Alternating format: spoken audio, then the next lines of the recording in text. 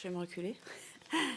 Alors, mes chers collègues, nos 3 commissions sont réunies ce matin pour des auditions sur la réforme du crédit d'impôt pour la transition énergétique, le CITE, proposé par le gouvernement à l'article 8 du projet de loi de finances pour 2018.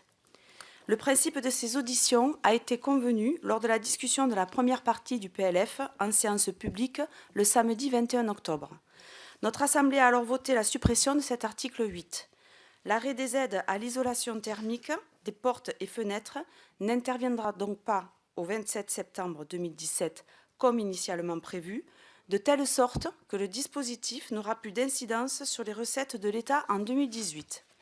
La discussion aura donc lieu quand nous examinerons les articles non rattachés de la seconde partie du PLF en séance publique à partir du 16 novembre.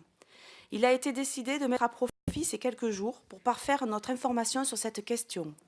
La Cour des comptes a remis en septembre 2016 à la Commission des finances du Sénat une communication sur l'efficience des dépenses fiscales relatives au développement durable. Il n'a malheureusement pas été possible aux magistrats de la Cour d'être parmi nous ce matin, mais le document vous a été transmis par courriel.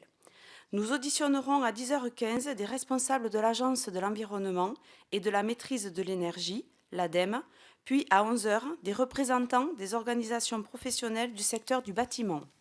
Nous allons commencer ce cycle d'audition avec certains des auteurs du rapport d'avril dernier sur les aides à la rénovation énergétique des logements privés. Ce document vous a également été communiqué par courriel.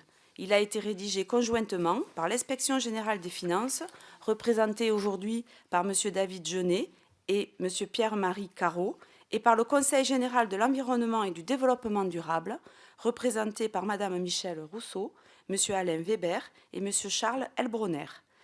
Madame, Messieurs, je vous remercie d'avoir répondu favorablement à l'invitation de nos 3 commissions.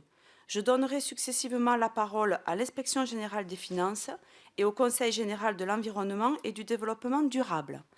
Afin de pouvoir laisser ensuite la place à des questions, j'insiste bien sur la nécessité que chacun d'entre vous n'excède pas une durée d'intervention de 5 minutes.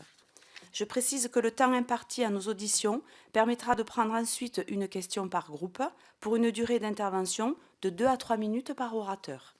Je passe maintenant la parole à M.